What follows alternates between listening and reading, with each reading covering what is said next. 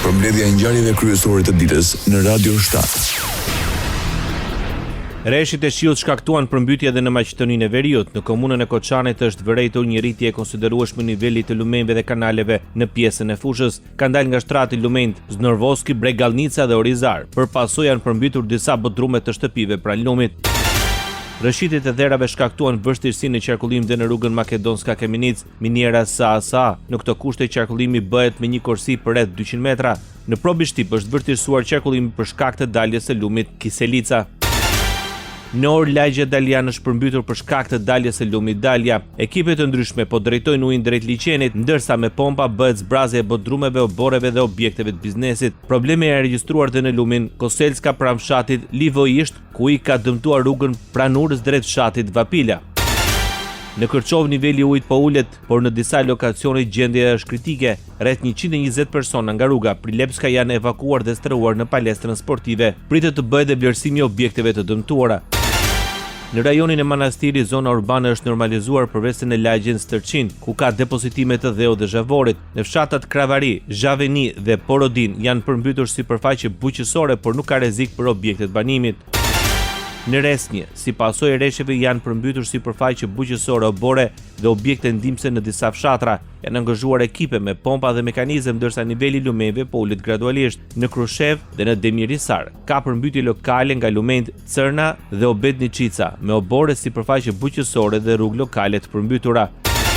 Në Kumanov, Likov dhe në Goriçani vjetër për momentin nuk ka përmbytje. Në rajonin e Kriva Pallankës, Rankovsës dhe Kratovës nuk ka shqetësime. Të gjitha rrugët janë të kalueshme dhe furnizimi me energji elektrike është i qëndrueshëm.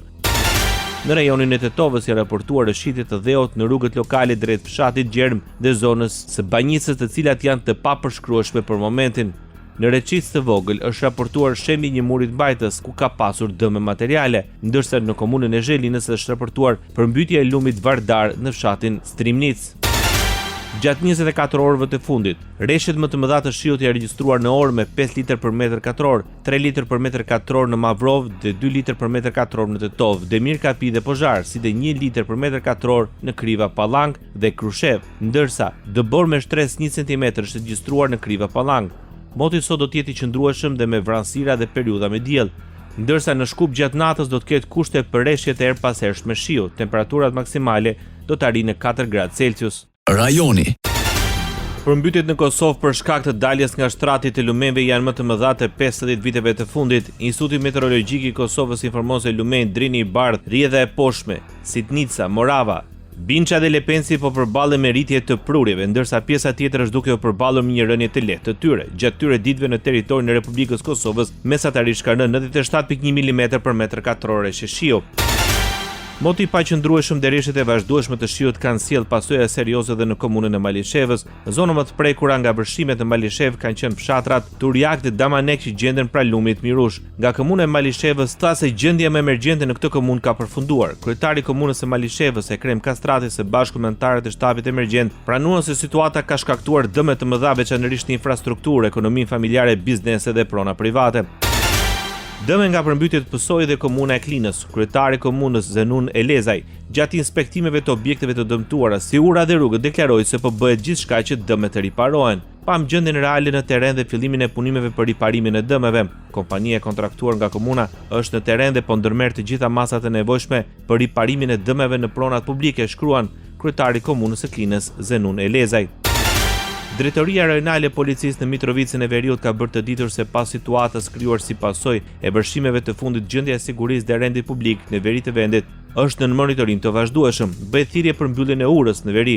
Policia ka njoftuar zyrtarët komunal të Leposaviçit dhe përfaqësuesit nga Ministria e Infrastrukturës, të cilët kanë dalë në terren dhe ka konstatuar se për shkak të rrezikut për sigurinë, ura duhet të mbyllet. Si rezultat, ura është mbyllur përkohësisht deri në vendimin e radhës, thuhet në njoftim. Po ashtu, gjatë këtyre ditëve në qytetin e Mitrovicës së Veriut janë evakuuar 4 familje pasi shtëpitë e tyre janë përmbytur si pasojë e vërshimeve. Kompania Rajonale e Ujësjellësit në Mitrovicë njoftoi se situata e furnizimit me ujë të pijshëm në zonat e shërbimit të kompanisë është stabilizuar në pjesën më të madhe.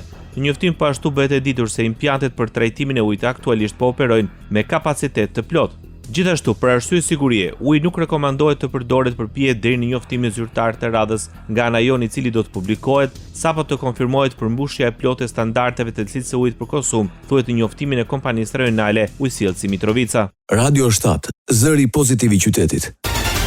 Kryeministri Edi Rama premton dëshpërblim të gjithë personave apo familjeve të dëmtuara nga përmbytjet në mbledhjen me strukturat e emergjencave pas përmbytjeve masive që prekën Shqipërinë nga veriu në jug. Edi Rama deklaroi se dëshpërblimi përfshin si dëmet në sektorin e bujqësisë, ashtu dhe për banesat e dëmtuara apo kafshët e mbytura si pasojë e përmbytjeve. Që edhe pse sfidat e klimës janë bërë më të mprehta, kanë qenë sidoqoftë shumë më pak, pikërisht sepse kemi rritur ndjeshëm aftësinë mbrojtëse të infrastrukturës son, apo detyrimet nga zjarret, që janë një sfidë e rritur e viteve të fundit, por edhe detyrime marramëndse nga fatkeqësia të mosozotshme si pandemia apo tërmeti, duke dalë më të fortë se përpara fatkeqësive e më të ditur për të përballuar sfida të së nesërmes. Kështu që sot dua t'i siguroj edhe të dëmtuarit e kësaj here se ne do të qëndrojmë me të njëjtin dinjitet njerëzor, shtetëror dhe politik çdo detyrim ndaj tyre, qoftë për banesat, qoftë për gjën e gjallë. Aktualisht, 1587 banesa në të gjithë Shqipërinë ka prani të ujit. Janë evakuar 339 persona dhe 51 familje. Kryeministri Edi Rama në mbledhjen e Komitetit Ndërministror të Emergjencave Civile bëri një përditësim të situatës krijuar nga moti i keq. Sipas tij, aktualisht në të gjithë vendin janë ulur sasitë e rreshjeve të matura përjashtuar Durrësin ku e regjistruar 41 mm shi, ndërsa një punonjës i Bashkisë së Durrësit është gjendur i mbytur. Po ashtu, është konstatuar në 13.000 hektar tokë bujqësore pranie e ujit. Dëshiroj të theksoj se puna intensive dhe mobilizimi i pandalur 24 orë në të gjithë territorin ku është nevoja e të gjitha strukturave të shtetit, si dhe e bashkive, do të vazhdojë pa ndërprerje deri në kapërcimin e kësaj situate të rënduar meteorologjike. Në mbledhjen e Komitetit të Emergjencave Civile, Ministri i Arsimit Mirela Kombaro bëri me dije se mësimi është ndërprerë në 54 shkolla në të gjithë vendin, kryesisht në qarkun e Durrësit, në zonat si Kruj, Sukth, Katundiri apo dhe në Fier, Gjirokastër dhe Vlorë. Mes tyre prej 3 ditësh mësimi është pezulluar dhe Universitetin e Durrësit Aleksandër Mojsiu për shkak të përmbytjeve. Kemi në qarkun e Durrësit një ndërprerje të përkohshme në rreth 12 shkolla, më së shumti në Kruj, Sukth, Katundiri, Durrës dhe në Universitetin Aleksandër Mojsiu të Durrësit është ndërprerë mësimi këto 3 ditë, sepse aksesi ka qenë i vështirë, por fal bashkëpunimit me forcat e armatosura, po kthehet gjithçka në normalitet dhe janë njoftuar gjithë studentët që të vonë fillon mësimi normalisht. Ministri e Brendshme Albana Koqiu deklaroi se për shkak të situatës me përmbytjet në vend janë angazhuar në terren rreth 5500 forca të policisë e mbi 720 efektiv të zjarfikseve. Koçi sqaron se angazhimi në terren do të vijojë si dhe gatishmëria për t'u ardhur në ndihmë çdo personi apo familje që do të ketë nevojë. Prandaj për këtë forca zjarfikse që janë mbi 720 efektiv të përfshirë në terren, të angazhuar në këtë situatë, kanë kryer dhe ata rolin e tyre sa i përket misioneve jetëshpëtuese. 55 automjete zjarfikse në dispozicion, 22 pompa thithëse angazhuar në zonat problematike. Ministri i Bujqësisë Andi Salla në mbledhjen e Komitetit të Emergjencave Civile tha se po ofrohet ndihmë në zonat e prekura nga përmbytjet. Veterinerët zyrtar po asistojnë për evakuimet në ferma dhe ndërhyrjet në ushqim për kafshët. Sipas tij, hidrovorët janë në funksion ndërsa po punohet për hapjen e kanaleve kulluese. Kemi ngritur grupet e verifikimit në gjithë zonat e prekura në evidentimin e saktë të dëmeve. Veterinerët zyrtar janë duke ofruar asistencë vazhdueshme për gjithë zonat e prekura dhe ato të cilat janë në nevojë për t'i bërë evakuimet të nevojshme së bashku me Ministrinë e Mbrojtjes ku Vjon puna në 2 çarjet e argjinaturave në Sheqeras dhe Voll dhe Bilisht Bobostic. Në argjinaturën në 2 çarje në Sheqeras dhe Voll dhe në Bilisht Bobostic, e cila vazhdojnë akoma për ndërhyrjen e këtyre 2 çarjeve në argjinaturë, sepse kemi pas një përmbytje të konsiderueshme në këto 2 zona.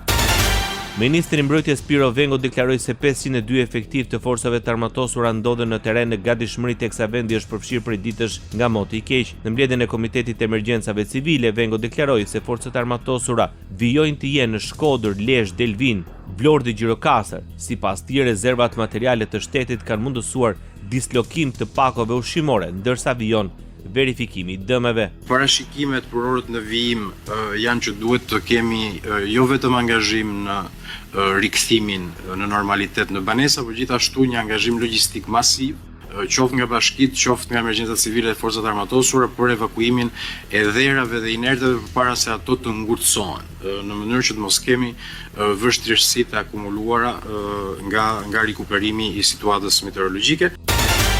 Bllokohet qarkullimi rrugor në aksin Përmet-Çarshov. Prefektura e qarkut Gjirokastër njofton qytetarët dhe përdoruesit e rrugës për çarje të karrexhatës për shkak të rreshjeve të dendura të shiut. Prefektura e qarkut Gjirokastër apelon për shmangjen e lëvizjes në këtë aks rrugor dhe për kujdes të shtuar gjatë drejtimit të mjeteve, si dhe për respektim rigoroz të rregullave në qarkullimin rrugor. Krahas saj, uji i lumit Vjosa ka dalë nga shtrati dhe ka hyrë në autostradën Vlorë-Leva në vendin e quajtur Qarr. Në një segment prej 500 metra në njërin krah të autostradës, prania e ujit vështirëson qarkullimin e automjeteve. Ndoqët edicionin informativ të lajmeve në Radio 7, zëri pozitiv i qytetit.